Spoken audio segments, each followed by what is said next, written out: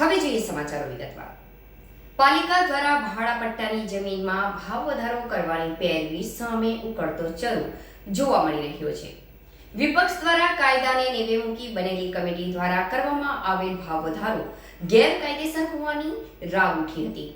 રહેણાંકમાં ₹1.5 માંથી 5 અને કોમર્શિયલમાં ₹1.5 સીધા 7.5 પ્રતિ ચોરસ ભાવ નિયત કર્યા. 400 ગણા ભાવ વધારો કરાયો હતો.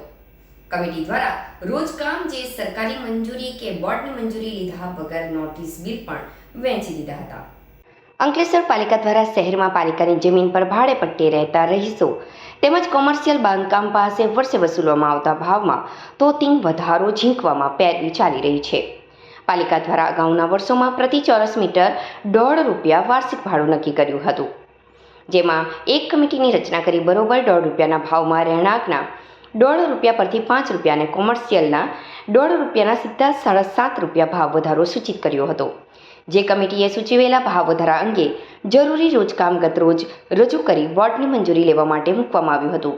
જોકે એ પૂર્વે વિભાગ દ્વારા બોર્ડની મંજૂરી કે મ્યુનિસિપલ વિભાગ કે વહીવટી મંજૂરી મેળવ્યા વગર બારોબાર નવા ભાવ વધારા સાથે નોટિસ બિલો પાઠવી દીધા હતા. જે અંગે વિપક્ષ દ્વારા ગતરોજ બોર્ડ મિટિંગમાં સજ્જડ વિરોધ નોંધાવી રચેલી કમિટી ગેરબંધારણીય હોવાની સાથે કમિટી રચના પૂર્વે વહીવટી મંજૂરી લીધા વગર જ કામ કરાયું હોવાનો સીધો સવાલ ઉઠાવ્યો હતો. પાલિકા દ્વારા આ અંગે હજુ ફેરવિચારણા ચાલી રહી હોવાનું હાલ જણાવી રહી છે. ત્યારે આ ભાવ વધારો હજુ અમલમાં મૂકવામાં આવ્યો ન હોવાનું પણ જણાવ્યું હતું. આ અંગે વિપક્ષ નેતા રફીક ઝઘડિયાવાલાએ જણાવ્યું હતું કે ગરીબ પ્રજાની કમર તોડી નાખતો આ વધારો ગેરબંધારણીય છે. પ્રથમ તો જે કમિટીની રચના કરી હતી તે જ ગેરકાયદેસર છે.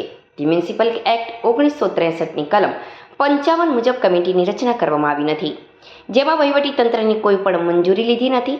એટલું જ નહીં, એક સરકારી અધિકારી તેમજ વિપક્ષના સભ્યની પણ કમિટીમાં સમાવેશ કરવામાં આવ્યો નથી.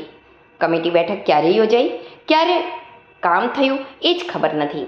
એ પૂર્વે બિલો વહેંચી દેવામાં આવતા વિરોધ શરૂ થતાં ગતરોજ બોર્ડ મિટિંગમાં કમિટી રોજકામ અંગેની મંજૂરી માટે ઠરાવ મુકાયો હતો. ત્યારે જો ગતરોજ કામ રજૂ કર્યું હોય તો એ પૂર્વે બિલો બોર્ડ કે વહીવટી મંજૂરી લીધા વગર કેમ વહેંચી દીધા હતા? આખી પ્રક્રિયા જ ગેરબંધારણીય અને કાયદાની વિરુદ્ધ છે. આ બાબતે આગામી દિવસોમાં સંબંધિત વિભાગમાં ફરિયાદ કરી કાયદેસરની કાર્યવાહી કરવામાં આવશે.